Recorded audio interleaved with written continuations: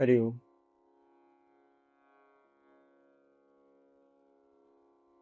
സർവചരാചരങ്ങൾക്കും പ്രജാപതിയായിരിക്കുന്ന സാക്ഷാൽ ബ്രഹ്മാവും സർവചരാചരങ്ങൾക്കും സംരക്ഷണമേകി ലോകത്തിൻ്റെ നിലനിൽപ്പിന് ആധാരമായിരിക്കുന്ന മഹാവിഷ്ണുവും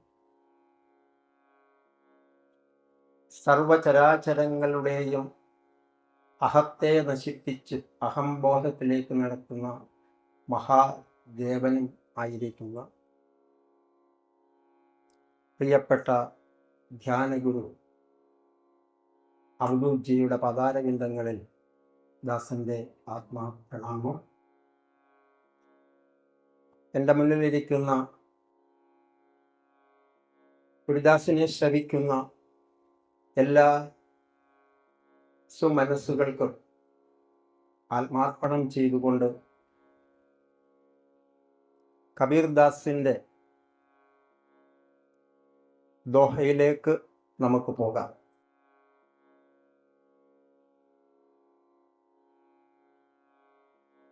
സാധാരണ ഒരു ദോഹ പറയുമ്പോൾ ഒരുപാട് പഠിച്ച്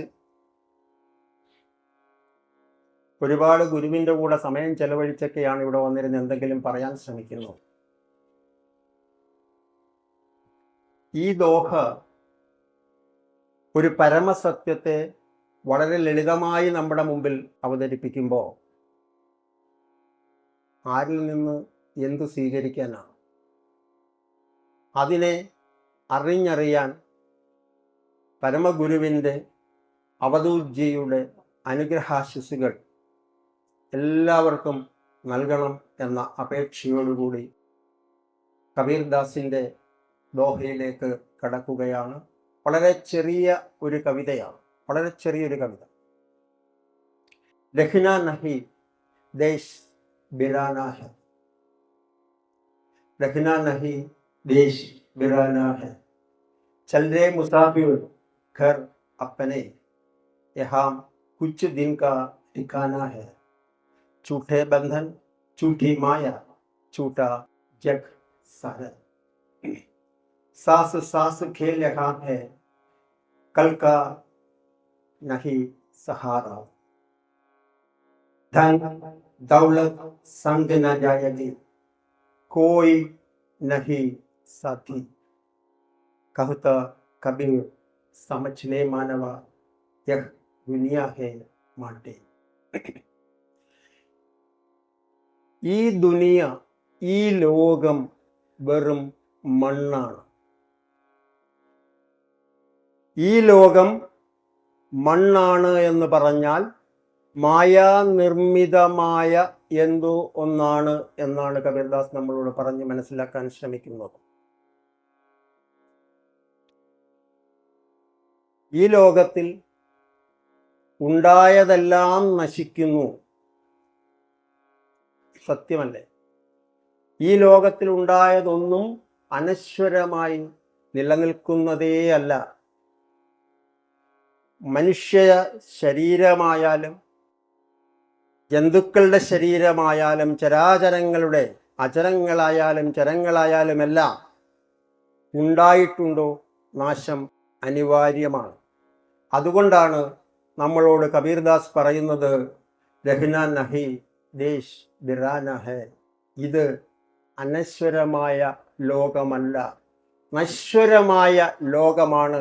ഇവിടെ താമസിക്കേണ്ടവരല്ല നമ്മൾ. രഖ്നാ നഹി ദേശ് ബിരാനാ ഹൈ, ചൽ രേ മുസാഫിർ, ഏ യാത്രിക, ഏ യാത്രിക ചൽ രേ, നീ നടന്നുകൊണ്ടേയിരിക്ക്, പോയിക്കൊണ്ടേയിരിക്ക്.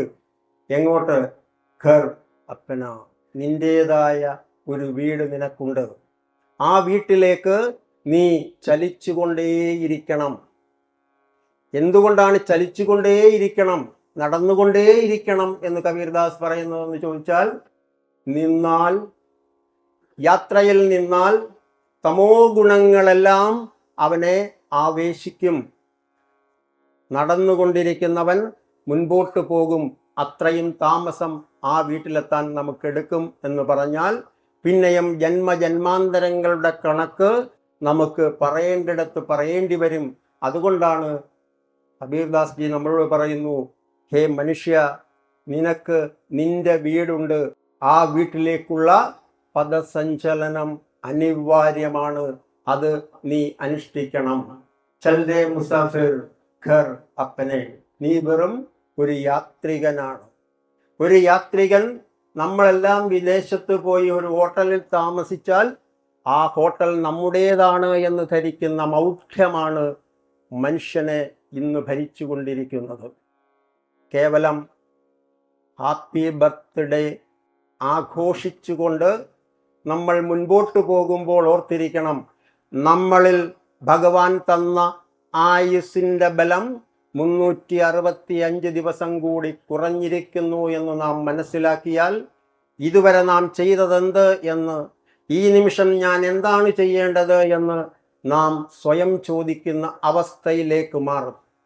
അങ്ങനെ സ്വസ്ഥമായി സ്വയം മനനം ചെയ്യുന്നതിലൂടെ നമ്മൾ ആർജിച്ചതിനെ തിരിച്ചറിഞ്ഞ് നേരത്തെ പറഞ്ഞ അസത്യങ്ങളെയെല്ലാം മാറ്റി നിർത്തി സത്യമായിരിക്കുന്നതെന്തോ, നിത്യമായിരിക്കുന്നതെന്തോ, അനശ്വരമായിരിക്കുന്നതെന്തോ അതിലേക്കുള്ള നമ്മുടെ യാത്ര സുഗമമാകും. ചൽ രേ മുസാഫിർ ഘർ അപ്പനെ യഹാം കുച്ച് ദിൻ കാ ഠിക്കാന ഹേ. ഇവിടെ ഈ ലോകത്ത്, നമ്മൾ നമ്മുടേതെന്ന് അവകാശപ്പെടുന്ന ഈ ലോകത്ത് നിനക്ക് അല്പ ദിവസത്തെ താമസം മാത്രം, അല്പ ദിവസത്തെ താമസം മാത്രം. നിനക്ക് ഈ ലോകത്തിൽ ഇവിടെ താമസിക്കുമ്പോൾ അല്പമാത്രമായ ആ താമസത്തിൽ മതിച്ചു താമസിച്ചാൽ അതാണ് ജന്മം. ഒരു കൂപമണ്ടൂകം പോലെ, കൂപമണ്ടൂകം എപ്പോഴും മനസ്സിലാക്കുന്നത് ഈ കിണറാണ് എൻ്റെ ലോകം, ഇതിനപ്പുറത്ത് ലോകമില്ല എന്ന് മനസ്സിലാക്കുന്ന കൂപമണ്ടൂകം പോലെ നാം ഇതിലിങ്ങനെ സുഖദുഃഖങ്ങളോട്, കർമ്മപ്രാരാബ്ധങ്ങളോട് മല്ലടിച്ച് ജീവിച്ചു കൊണ്ടേയിരിക്കും അവസാന ശ്വാസം വരെ. അതുകൊണ്ട് ഹേ യാത്രി, ആ ചൽ ദേ തുമാരാ അശ്ലി ഘർ യഹാ കുച്ച് ദിൻ കാ ഠിക്കാന ഹേ ഛൂട്ടേ ബന്ധൻ. ഇവിടെയുള്ളത് എന്താണ്? ബന്ധനങ്ങളാണ്, മായയാൽ ബന്ധിതമായ ബന്ധനങ്ങളാണ്. ഒന്നുകൂടി പറഞ്ഞാൽ ബന്ധങ്ങളെല്ലാം ബന്ധനങ്ങളാണ്. അതുമാത്രമാണ് ഇവിടെയുള്ളത്. പിന്നോ ചൂട്ടി മായ, ഈ കാണുന്നതെല്ലാം മായയാണ്. മായ എന്ന് പറഞ്ഞാൽ അസ്ഥിരമായതെന്തോ അതെല്ലാം മായയാണ് എങ്കിൽ നാം പോലും ഒരു മായയുടെ പര്യായമാണ് എന്നുള്ളതാണ് സത്യം.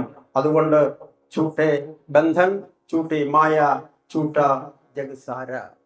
അങ്ങനെ ഓരോന്നിനെയും നമ്മൾ നോക്കിക്കാണുമ്പോൾ, ഈ മനുഷ്യ ശരീരത്തെ, ഈ ചരാചരങ്ങളെ, ഇവിടെ നടക്കുന്ന എന്തിനേയും നമ്മൾ ആ വസ്തുതയോടുകൂടി നോക്കിക്കണ്ടാൽ നമുക്ക് ആ സത്യം മനസ്സിലാകും.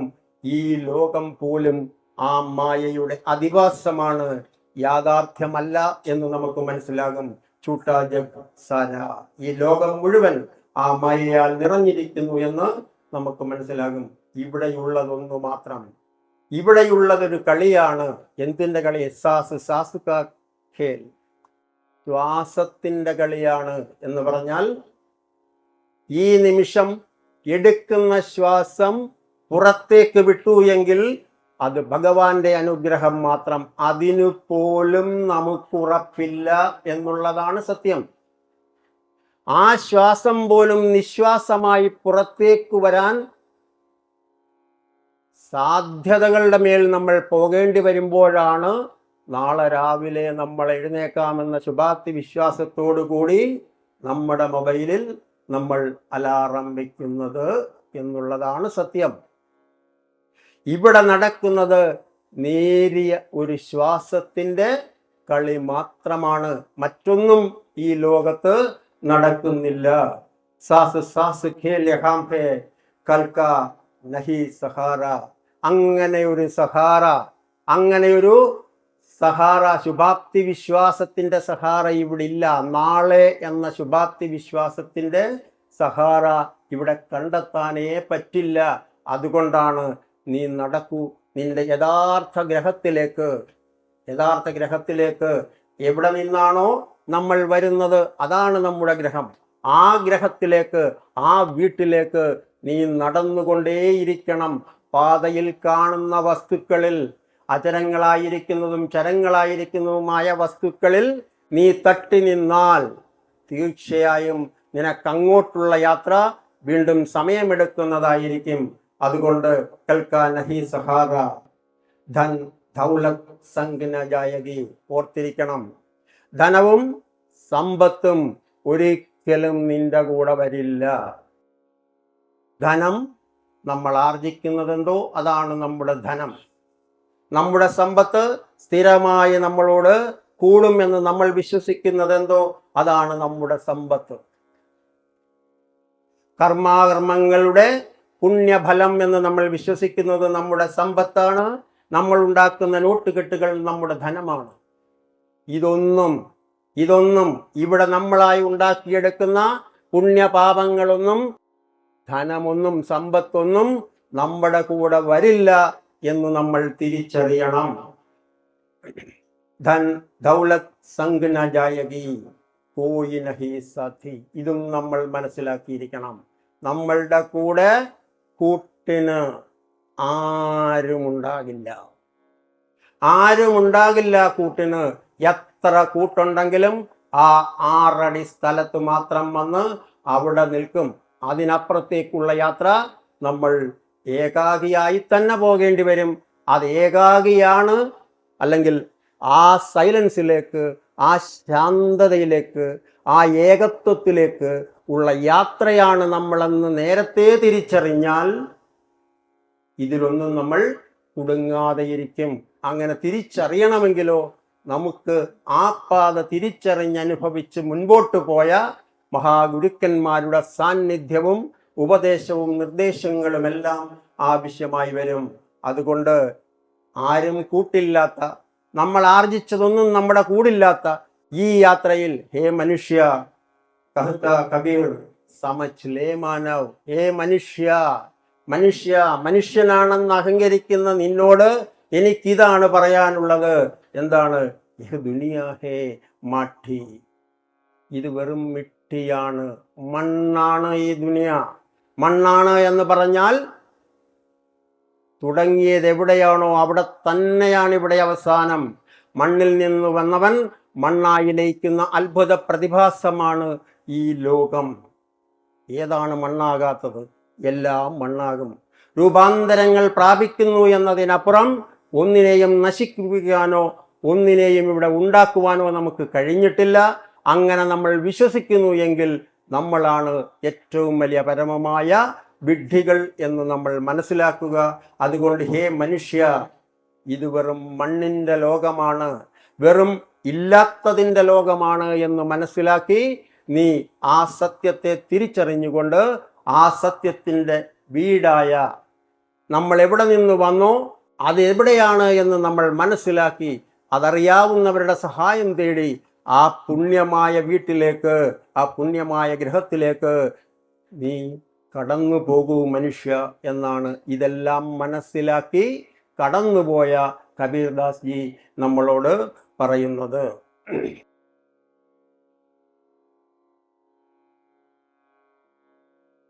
ഇതെല്ലാം പറയുമ്പോഴും ബുദ്ധനെ നമ്മൾ ഓർത്തിരിക്കണം. ശ്രീ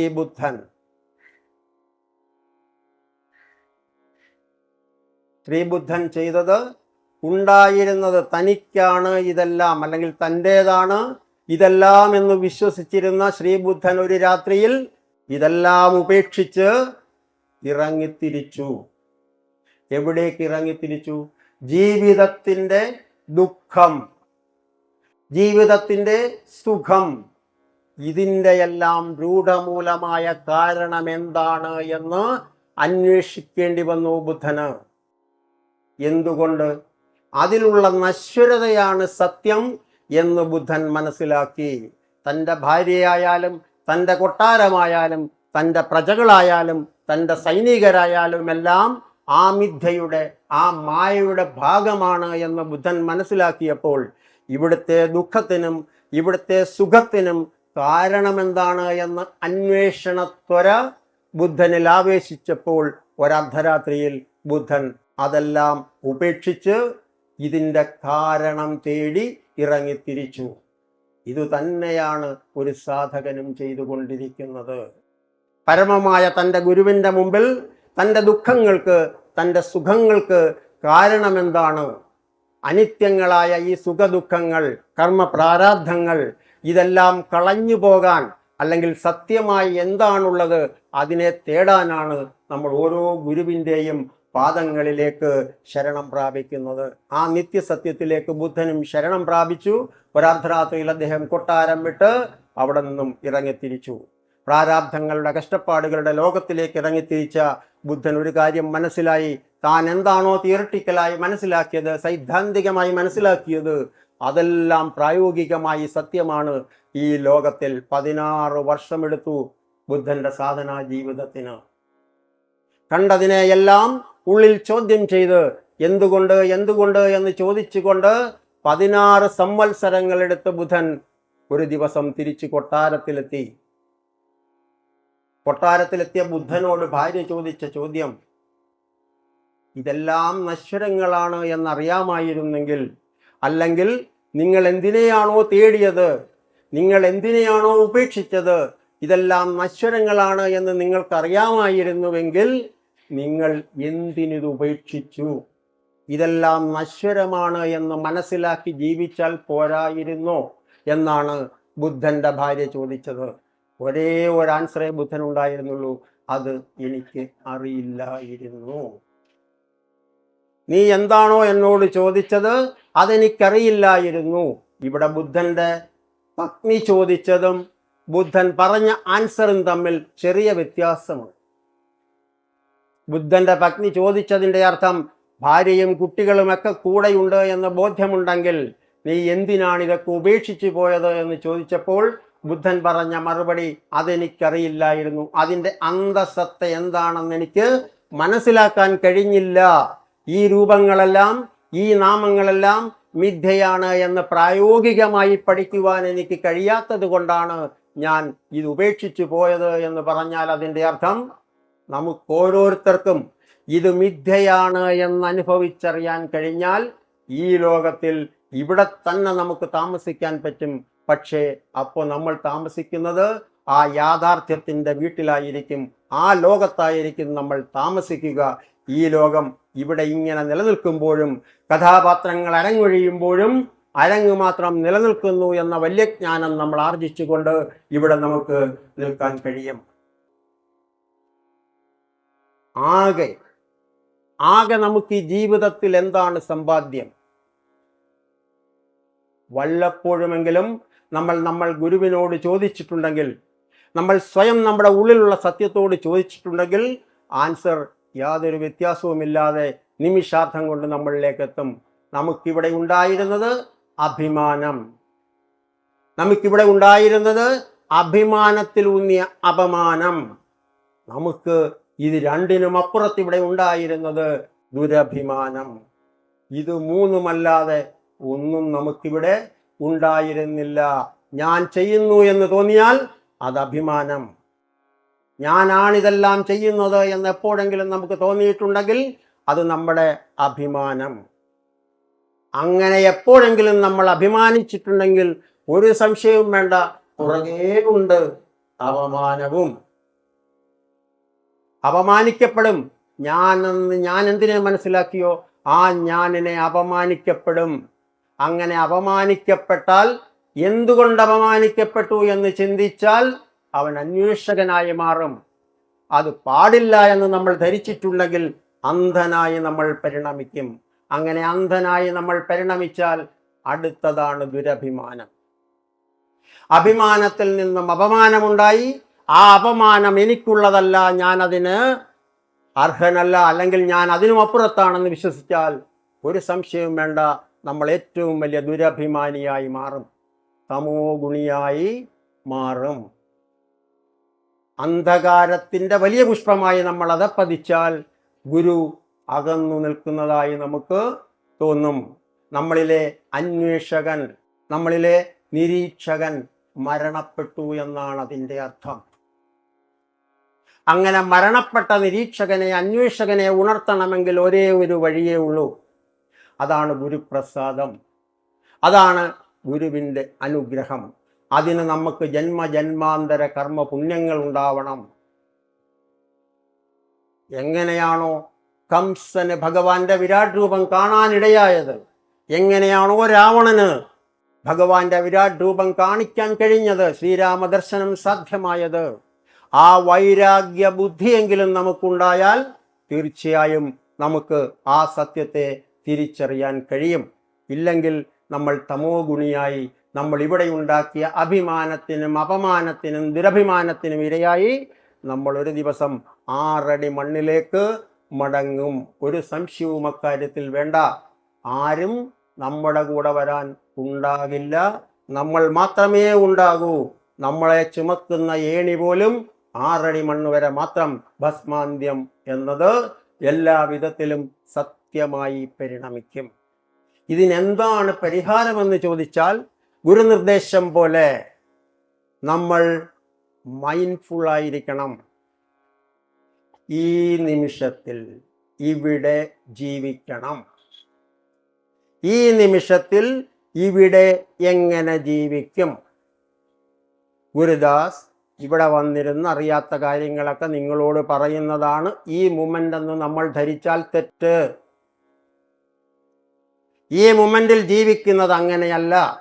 ഇവിടെ ഇപ്പോൾ 4 മണിയെങ്കിൽ അമേരിക്കയിലെ സമയം വ്യത്യസ്തം, ന്യൂസിലാൻഡിലെ സമയം വ്യത്യസ്തം, ഡൽഹിയിലെ സമയം പോലും വ്യത്യസ്തം. ഇതെല്ലാം പ്രാദേശിക സത്യങ്ങളായി മാറുമ്പോൾ ആ പ്രാദേശിക സത്യത്തിലെ ഒരു നിമിഷത്തിൽ ഞാൻ ലൈവാണ് എന്ന് തെറ്റിദ്ധരിക്കുന്നതല്ല. ലോക സത്യത്തെ തിരിച്ചറിഞ്ഞ് ലോകത്തിൻ്റെ സമയത്തിന് അതിൻ്റെ കൂടെ കഴിയാൻ നമുക്കൊരു നിമിഷമെങ്കിലും കഴിഞ്ഞാൽ അതാണ് ശരിയായ പരിവർത്തനം. വളരെ സിമ്പിളായി ഒരു കാര്യം കൂടി പറയാം. യാത്രയിലുടനീളം പുറത്ത് ഞാൻ ബാഗ് ഇടാറുണ്ട്. ശീലമാണ്, മാറത്തില്ല. ഒന്നുകിൽ എന്താ പറയുക, കഴുത്തിൽ കാണും, ഇല്ലെങ്കിൽ പുറത്ത് കാണും. എവിടെ പോയാലും എല്ലാം കഴിഞ്ഞ് ഗുരു പറയുന്നത് പോലെ സത്സംഗത്തിന് വന്നാൽ എന്തെങ്കിലും ഒന്ന് സമർപ്പിച്ചേ പോകൂ എന്ന് പറയും. എന്തെങ്കിലും ഒന്ന് ഇവിടെ ഇട്ട് പോകുള്ളൂ. ഇവിടെ കാണും മറന്നത് എന്തെങ്കിലും ഒരു സാധനം. അതേപോലെ ഈ ബാഗിൽ ഓർത്തിരിക്കുക, കായംകുളത്ത് നിന്ന് പുറപ്പെടുകയാണ് നമ്മൾ ബൈക്കിൽ. നമ്മുടെ ശീലമാണ് തുടങ്ങുമ്പോൾ ഈ ബാഗ് കൃത്യമായി സിബിട്ടി അടച്ച് സുരക്ഷിതമായി ഇറങ്ങിയുള്ളൂ. പക്ഷേ നമ്മൾ യാത്ര തുടരുന്നതനുസരിച്ച് നമ്മളിൽ സന്ദേഹങ്ങൾ ഉടലെടുക്കുന്നു. ഗുരുദാസിൻ്റെ ഉള്ളിൽ ഈ ചിന്ത, സിബിട്ടതാണോ, ബാഗ് അടച്ചിട്ടുണ്ടോ? ബാഗ് അടച്ചിട്ടുണ്ടോ എന്ന് ചോദിച്ചാൽ അതിനോടനുബന്ധിച്ച് അടുത്ത ചിന്ത, ബാഗിൽ കിടക്കുന്ന എൻ്റെ എല്ലാ ഐഡൻറ്റിഫിക്കേഷനും, ഈ ലോകത്ത് ഇങ്ങനെ ഒരാൾ ജീവിച്ചിരിക്കുന്നു എന്നുള്ളതിൻ്റെ തിരിച്ചറിയൽ കാർഡുകൾ മുഴുവൻ ഒരു സിബിനകത്ത് ഉറയിലുണ്ട്. അത് തുറന്നു കിടന്നാലുള്ള അവസ്ഥ. ഇത് ചിന്ത വീണ്ടും അങ്ങോട്ട് പോകുമ്പോൾ അങ്ങനെ സംഭവിച്ചാൽ എന്തു സംഭവിക്കുമെന്ന് ഗുരുദാസ് ചിന്തിച്ചു തുടങ്ങുമ്പോൾ വീണ്ടും കുഴപ്പങ്ങൾ ആഴത്തിലാകും. അപ്പോൾ ഡ്രൈവിംഗ് ശരിയാവില്ല. ചിന്തകൾ തെറ്റുന്നതനുസരിച്ച് ഡ്രൈവിംഗ് തെറ്റും. അത് പല വ്യാപ്തിയിലേക്ക് പോകും. എനിക്കുറപ്പാണ്, ഗുരുദാസിന് ഉറപ്പാണ്, ഗുരുദാസ് സിബ് ബന്ധിച്ചിട്ടുണ്ട്. അത് അംഗീകരിക്കാൻ എൻ്റെ മനസ്സ് തയ്യാറാകുന്നില്ല എങ്കിൽ ഞാൻ മനസ്സിൻ്റെ കൂടെയാണ് യാത്ര ചെയ്യുന്നത്. പിന്നെ എന്താണ്, എവിടെയെങ്കിലും ബൈക്ക് സൈഡ് എടുത്ത് നിർത്തി അത് ചെക്ക് ചെയ്യുന്നു, ശരിയാണ്, ഓക്കെ എന്ന് പറഞ്ഞ് നമ്മൾ ബൈക്ക് എടുത്താൽ നമ്മളെ യാതൊരു സന്ദേഹങ്ങളും കൂടുന്നില്ല. ഇതിൻ്റെ അർത്ഥവ്യാപ്തി ഇവിടെയല്ല. ഇത് ഞാൻ വീട്ടിൽ നിന്നിറങ്ങുമ്പോൾ എൻ്റെ കതക് ലോക്ക് ചെയ്യുന്ന പ്രശ്നമാണെങ്കിലോ, കതക് എൻ്റെ കൂടെ വരത്തില്ലല്ലോ. വണ്ടി നിർത്തി ചെക്ക് ചെയ്തതുപോലെ റോഡ് സൈഡ് നിർത്തി ചെക്ക് ചെയ്യാൻ പ്രശ്നം വീണ്ടും രൂക്ഷമായി ഇല്ലേ? എന്തുകൊണ്ടാണ് ഈ മറവി, എന്തുകൊണ്ടാണ് സംഭവിക്കുന്നത്? ഇതെല്ലാവർക്കും സംഭവിക്കുന്നതാണ്. എന്തുകൊണ്ടാണ് സംഭവിക്കുന്നത്? അത് മെഡിക്കൽ ലോകം ഒബ്സസീവ് കമ്പൽസീവ് ഡിസോർഡർ എന്നൊക്കെ പറയും. അവരെന്തും പറഞ്ഞോട്ടെ, എന്തുകൊണ്ടാണ് ഇത് സംഭവിക്കുന്നത്? ബാഗ് സിബിടുമ്പോൾ ഞാൻ എന്നോട് പറഞ്ഞു ശീലിക്കണം, ഗുരുദാസേ നീ നിന്റെ ബാഗിന്റെ സിബ് ഇട്ടിട്ടുണ്ട്, കണ്ടു കണ്ടോ കണ്ടു കണ്ടു ഇനി ബൈക്കെടുത്തേ, ഇനി ബൈക്കെടുത്തേ. ആ ചിന്തയെ നമ്മുടെ ഉള്ളിൽ വരില്ല, ആ ചിന്തയെ നമ്മുടെ ഉള്ളിൽ വരില്ല. നമ്മൾ ഇറങ്ങുമ്പോൾ നമ്മുടെ ഭഗ്നിയുടെ അടുത്ത് പറയണ്ടേ, കഥ കടച്ചു നോക്ക്, ഇല്ലേ? കഥ കടച്ചു എന്ന് അവൾ ഒറ്റ പ്രാവശ്യം പറയും. എന്നാലും നമ്മുടെ ഉള്ളിൽ സന്ദേഹമാണ്. വീണ്ടും മുന്നോട്ട് പോയിട്ട് കാറ് പുറകെടുത്ത് ഒന്നുകൂടെ പോയി നമ്മൾ നോക്കും, ശരിയാണോ, അടച്ചിട്ടുണ്ടോ? അവൾക്ക് സന്ദേഹമില്ല, ഉള്ളത് നമുക്കാണ്. എവിടെയാണ് പ്രശ്നം? നമ്മൾ വീട്ടിൽ നിന്നിറങ്ങുമ്പോൾ ചെയ്യേണ്ട ഒരു കാര്യം നമ്മൾ ചെയ്തില്ല എന്നുള്ളതാണ് ആദ്യത്തെ പ്രശ്നം. രണ്ടാമത്തേതോ, ചെയ്തത് നിരീക്ഷിച്ചില്ല. അങ്ങനെ ശരിയായ നിരീക്ഷണം നടക്കാത്തത് കൊണ്ട് നമുക്ക് സന്ദേഹങ്ങൾ ഉണ്ടാകുന്നു. ആ സന്ദേഹങ്ങൾ തൊട്ടു വളർന്ന് നമ്മുടെ യാത്രയെ മുടക്കുന്നു. ഇത് തന്നെയാണ് കബീർദാസ് പറഞ്ഞ വീട്ടിലേക്ക് പോകാനുള്ള യാത്രയിലെ നമ്മുടെ തടസ്സങ്ങളും. നമ്മൾ എന്താണ് വിചാരിക്കുന്നത്? നമ്മൾ അച്ഛനായിട്ടില്ലെങ്കിൽ പിള്ളേർ ശരിയാവില്ല, അതല്ലേ നമ്മുടെ ചിന്ത. നമ്മൾ അച്ഛനായിട്ടില്ലെങ്കിൽ പിള്ളേർ ശരിയാവില്ല. നമുക്ക് തന്നെ അറിയാം, നമ്മളില്ലെങ്കിലും നമ്മുടെ പിള്ളേർ വളർന്നു പോകത്തില്ലേ? വളർന്നു പോകും. ഭാര്യ ജീവിക്കത്തില്ലേ? സതിയൊന്നും അനുഷ്ഠിക്കത്തില്ലല്ലോ നമ്മുടെ കൂടെ വന്ന്. എവിടെയാണ്? നമ്മുടെ ഉള്ളിൽ മാത്രമാണ് സന്ദേഹം. ഈ ലോകത്തിന് സന്ദേഹമില്ല അവരുടെ പോക്കിൽ. ആ സന്ദേഹത്തെയാണ് മനനം ചെയ്ത്, നിരീക്ഷണം ചെയ്ത്, നിരീക്ഷകനെ ഉണർത്തി നമ്മൾ ഇല്ലാതാക്കേണ്ടത്. പറഞ്ഞു വന്നത് ബുദ്ധൻ അറിഞ്ഞ കാര്യം, അനുഭവിച്ച് അറിഞ്ഞ കാര്യം. ആ കാര്യം ബുദ്ധന് ബോധ്യപ്പെട്ടത് കൊണ്ടാണ്, ബുദ്ധന്റെ ബോധമണ്ഡലത്തിൽ ഇംപ്രിന്റ് ചെയ്ത് വെച്ചതുകൊണ്ടാണ് ബുദ്ധന് സംശയമുണ്ടാകാതെ ഇരുന്നത്. ഇനിയും നമ്മൾ കുരുക്ഷേത്രത്തിലോട്ട് വന്നേ. പാർത്ഥൻ, അർജുനൻ, അല്ലെ, നരനാരായണന്മാരെന്നാണ് കൃഷ്ണനും അർജുനനും. ഈ ജന്മത്തിൽ പാർത്ഥനായിരുന്ന ഈ ജന്മത്തിൽ ജീവിച്ചത് മുഴുവൻ കൃഷ്ണന്റെ കൂടെ, അല്ലേ? കൃഷ്ണന്റെ കൂടെ ജീവിച്ചിരുന്ന പാർത്ഥൻ പിന്നെ എന്തിനാണ് അവസാനം സ്വർഗാരോഹണത്തിന് പോയത്? സ്വർഗത്തിൽ ചെന്നാൽ ആരാ ഉള്ളത്? ആരുടെ കൂടാണോ ജീവിച്ചത് അദ്ദേഹമാണ് അവിടെ നിന്നല്ലേ നമ്മുടെ വിശ്വാസം. എന്നിട്ടും പിന്നെ എന്തിനാണ് സ്വർഗാരോഹണത്തിന് അർജുനൻ ഇറങ്ങിത്തിരിച്ചത്? അർജുനൻ എന്തായിരുന്നു ഇല്ലാത്തത്? അർജുനന് ശക്തി ഉണ്ടായിരുന്നു, പവർ ഉണ്ടായിരുന്നു, ആത്മവിശ്വാസമുണ്ടായിരുന്നു, തൻ്റെ കൂടെ ഈശ്വരനുണ്ടെന്ന വിചാരവും ഉണ്ടായിരുന്നു. എന്നിട്ടും എന്തിന് അർജുനൻ സ്വർഗാരോഹണത്തിന് പോയി? ഇവിടെയുള്ള സ്വർഗത്തെ കണ്ടെത്താൻ അർജുനൻ പരാജയപ്പെട്ടു. എന്തുകൊണ്ട് അർജുനൻ പരാജയപ്പെട്ടു? ഭഗവാൻ കാണിച്ചു കൊടുത്തു. ഭീഷ്മരും ബാക്കി ഏതൊക്കെ എതിരാളികൾ അർജുനന്റെ അടുത്ത് വന്നോ അവരെല്ലാം മണ്ണായി മാറി എന്ന് ഉറപ്പായപ്പോ കൃഷ്ണൻ കാണിച്ചു കൊടുത്തു, അർജുന ഇറങ്ങി നിന്റെ തേരിൽ നിന്ന് നീ. അപ്പോ അർജുനെ ഭരിച്ചിരുന്നത് ഈ യുദ്ധം ജയിച്ചത് ഞാൻ. നീ ഇറങ്ങ്, അഹം ഭാവത്തിന്റെ തേരിൽ നിന്ന് നീ ഇറങ്ങ്, സത്യം നീ മനസ്സിലാക്കുക എന്ന് അർജുനനോട് കൃഷ്ണൻ ഭഗവാൻ പറഞ്ഞപ്പോ നിവർത്തിയില്ലാതെ, മനസ്സൊട്ടുമില്ലാതെ ആ തേരിൽ നിന്ന് അർജുനൻ താഴെ ഇറങ്ങി. ഒരു നിമിഷം മതിയായിരുന്നു ആ തേര് ഭസ്മമായി തീരാൻ. വലിയ പൊട്ടിത്തെറിയോടുകൂടി ആ തേര് ഭസ്മമായി തീർന്നു.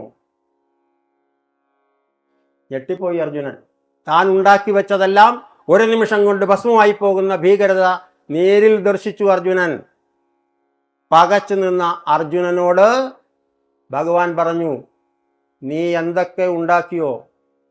നീയുണ്ടാക്കിയ അഭിമാനം, നീയുണ്ടാക്കിയ ദുരഭിമാനം. ഞാൻ കർണനെ വധിച്ചു, ഞാൻ ഭീഷ്മരെ ശരശയ്യയിലാക്കി, ഈ ലോകത്തെ മുഴുവൻ ഞാൻ ജയിച്ചു എന്ന നിന്റെ അഹങ്കാരത്തിന്റെ പേരിൽ നീ നിൽക്കുമ്പോൾ നീ മറന്നുപോയൊരു കാര്യം.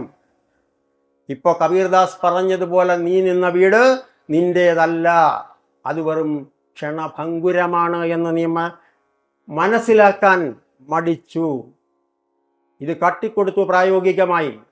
എന്നിട്ടും സ്വർഗാരോഹണത്തിന് പോയി അർജുനൻ. കാരണം സ്വർഗാരോഹണത്തിന് അർജുനൻ പോകാൻ കാരണം അർജുനൻ ഒരു സാധകനല്ലായിരുന്നു. അർജുനൻ ഒരു സാധകനല്ലായിരുന്നു. അർജുനൻ ഒരു സാധകനല്ലായിരുന്നു എന്ന് പറഞ്ഞാൽ തങ്ങൾക്ക് അനുഭവപ്പെടുന്ന എന്ത് കാര്യത്തെയും എന്തുകൊണ്ട് എന്ന ചോദ്യം ചോദിച്ചുകൊണ്ട് മനനം ചെയ്യാൻ, അതിനെ നിരീക്ഷണം ചെയ്യാൻ ഒരു വിറ്റ്നസ്സായി നിന്നുകൊണ്ട്, സാക്ഷിയായി നിന്നുകൊണ്ട് എനിക്ക് സംഭവിച്ചത് എന്താണ് എന്ന് മാറി നിന്ന് ചിന്തിക്കുവാൻ അർജുനൻ തയ്യാറായിരുന്നു എങ്കിൽ തൻ്റെ മുൻപിൽ നിൽക്കുന്നത് പരമാത്മാവാണ്, നിത്യസത്യമാണ് എന്ന ബോധം ഉള്ളിൽ ഉയർന്നുകൊണ്ട് ആ പാദങ്ങളിൽ ശരിക്കും സാഷ്ടാംഗം വീണിരുന്നെങ്കിൽ സ്വർഗത്തിൽ നിന്ന അർജുനൻ മറ്റൊരു സ്വർഗം തേടി ഒരിക്കലും പോകില്ലായിരുന്നു. ഈ ലോകത്തിൽ നമ്മളെല്ലാം ചെയ്തുകൊണ്ടിരിക്കുന്നതും അതുതന്നെയാണ്. ഈ ലോകം ഗുരുക്കന്മാരുടെ ഒരു വലിയ നിര തന്നെയുണ്ട്. ഇവിടെ ഒട്ടും ലോഭമില്ല ഈ നാട്ടിൽ ഗുരുക്കന്മാർക്ക്. എത്ര പേരറിയുന്നു ഗുരുക്കന്മാരെ? അതിന് നമ്മൾ പഠിച്ചു വച്ചിട്ടുണ്ട്. 18 ജന്മത്തിൻ്റെ കർമ്മപുണ്യമാണ് ഒരു മനുഷ്യജന്മം. അങ്ങനെയുള്ള 18 മനുഷ്യജന്മത്തിൻ്റെ കർമ്മപുണ്യമായി മാറും ഒരു ജന്മം. ആ ജന്മത്തിൽ നമ്മൾ ഗുരുവിനെ കണ്ടുമുട്ടും എന്ന് നമ്മൾ പഠിച്ചു വെച്ചിട്ടും നമുക്ക് കിട്ടുന്ന ഒരു മനുഷ്യജന്മം കൊണ്ട് അടുത്ത 18 മനുഷ്യജന്മം നമ്മൾ ഉണ്ടാക്കിയെടുക്കും. അതല്ലേ നടന്നുകൊണ്ടിരിക്കുന്നു. അടുത്ത 18 മനുഷ്യജന്മം നമ്മൾ ഉണ്ടാക്കിയെടുക്കും, ഒരു സംശയം വേണ്ട. ഇല്ലാത്ത കർമ്മപ്രാരാബ്ധങ്ങളെല്ലാം നമ്മൾ പിടിച്ചുകൂട്ടും. എന്തുകൊണ്ട് എനിക്ക് ഈ കർമ്മപ്രാരാബ്ധം വരുന്നു എന്ന് നമ്മൾ ആലോചിക്കില്ല. അങ്ങനെ ഈ കർമ്മപ്രാരാബ്ധങ്ങൾ എന്തുകൊണ്ട് വരുന്നു എന്ന് അന്വേഷണാത്മകമായി നമ്മൾ അന്വേഷിച്ച് നമ്മളുടെ നിരീക്ഷണം അതിൻ്റെ പൂർവാധികം ഭംഗിയാക്കി നമ്മളുടെ നിരീക്ഷകനിലെ ഉണർത്തി നമ്മൾ ധ്യാനാത്മകമായ ഒരു മനസ്സിലേക്ക് പ്രവേശിച്ചാൽ, ധ്യാനാത്മകമായ മനസ്സെന്ന് പറയുമ്പോൾ ധ്യാനമല്ലാതെ അവിടെ മറ്റൊന്നുമില്ല. ഇവിടെ സംസാരിക്കുമ്പോൾ ഗുരുദാസ് അറിഞ്ഞിരിക്കണം, നിന്റെ അടുത്ത സംസാരമുണ്ടോ ഇല്ലയോ എന്നുള്ളത് സംശയമാണ്. അതുകൊണ്ട് ധ്യാനം, ആ സത്യത്തിൽ ഉറച്ചു നിന്നുകൊണ്ട് വേണം ഇവിടെ സംസാരിക്കുവാൻ. നമ്മൾ വാഹനത്തിൽ പോകുമ്പോൾ ആ വാഹനം ഓടുന്നത് ഏതോ ശക്തിയുടെ നിയന്ത്രണത്തിലാണ് എന്ന് നമ്മൾ ബോധത്തോടുകൂടി സഞ്ചരിക്കണം. എങ്ങും സപ്പോർട്ടില്ലാതെ ഈ വലിയ ഭൂമി ചലിച്ചുകൊണ്ടിരിക്കുന്നത് മറ്റെന്തൊക്കെയോ ശക്തികളുടെ നിയന്ത്രണം കൊണ്ടാണ് എന്ന് നമുക്ക് തിരിച്ചറിയണം. ഇങ്ങനെയുള്ള അനേകം ഗ്രഹങ്ങളും ഒക്കെ നിറഞ്ഞ ഈ ബ്രഹ്മാണ്ടങ്ങളെല്ലാം തമ്മിലിടിക്കാതെ പോകുന്നു എങ്കിൽ അത് അതിനൊക്കെ അതീതമായ ഒരു ശക്തിയുടെ ഗുണം കൊണ്ടാണ് എന്ന് നമ്മൾ തിരിച്ചറിയണം. അങ്ങനെ തിരിച്ചറിഞ്ഞാൽ നമുക്കൊരു കാര്യം മനസ്സിലാകും. ഒരു ഗ്രഹമായ പ്ലൂട്ടോ കരിങ്കട്ടയായി അതപ്പതിച്ചു. പിന്നെ വെറും മനുഷ്യനായ നമ്മുടെ സ്ഥിതി. ഇന്ന് പ്ലൂട്ടോയെ എണ്ണുന്നവരില്ല. അതിന് ഗുരുത്വാകർഷണമില്ല, അതിനെ മറ്റൊന്നും ആകർഷിക്കത്തുമില്ല.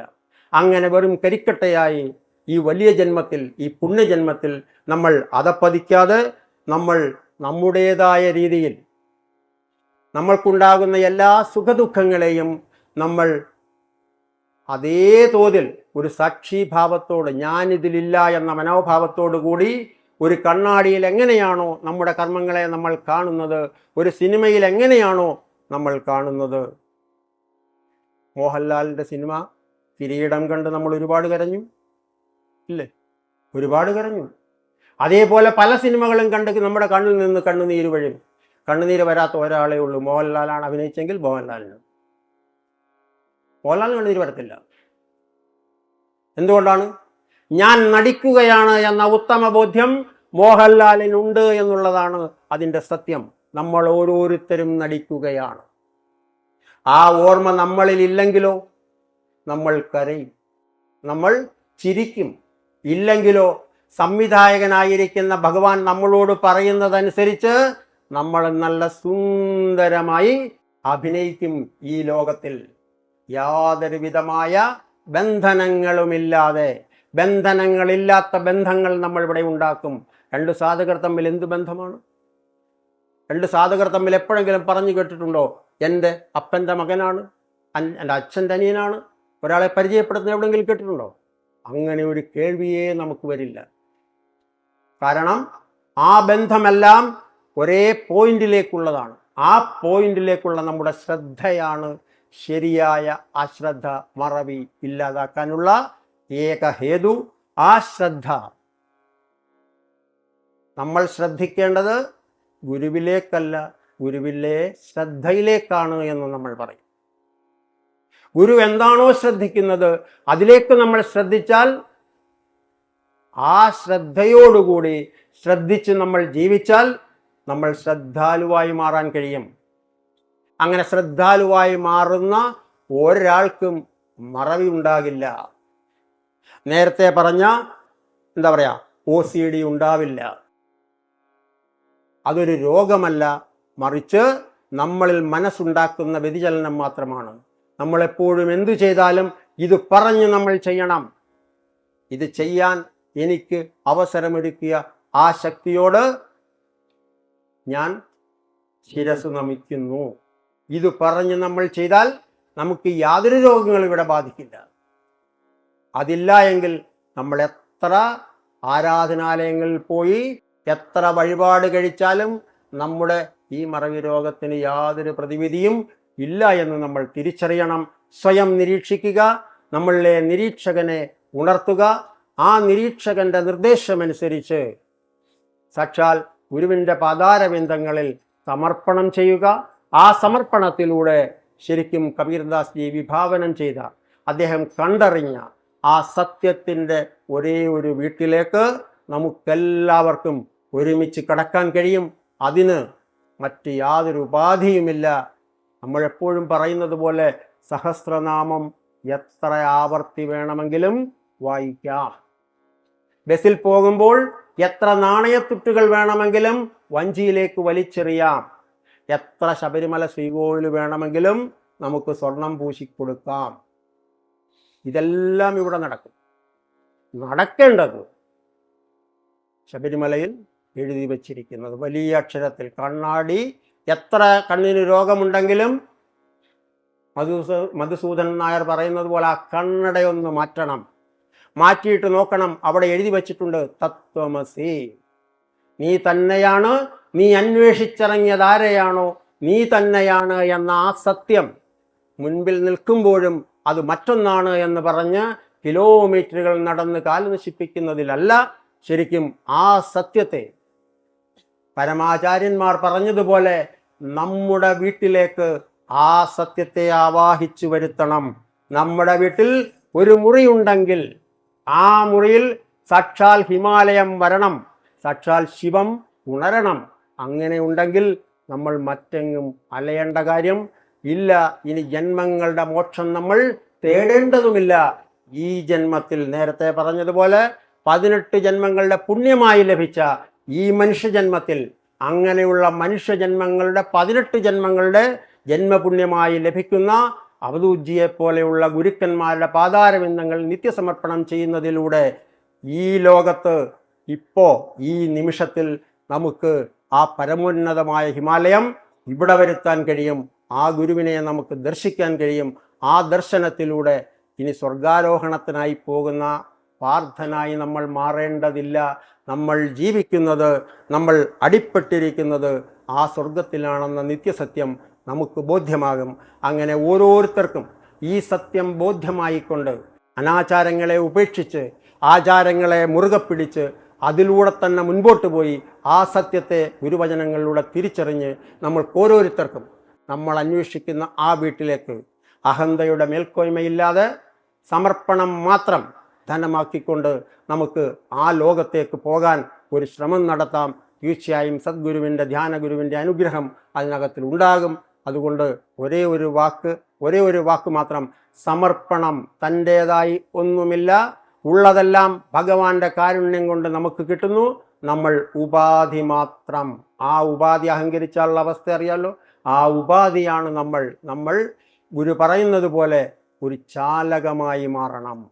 നമുക്ക് കിട്ടുന്നതെന്തും ആ ചാലകത്തിലൂടെ യാതൊരു തടസ്സവുമില്ലാതെ ഈ ലോകത്തിന് നൽകാൻ നമ്മൾ തയ്യാറാകണം. അങ്ങനെ ഒരു നല്ല ചാലകമായാൽ സാക്ഷാൽ കൃഷ്ണന്റെ കയ്യിൽ നിൽക്കുന്ന ഓടക്കുഴലായി മധുരമായ ജീവിത സംഗീതം പൊഴിക്കുവാൻ നമുക്ക് ഓരോരുത്തർക്കും കഴിയും.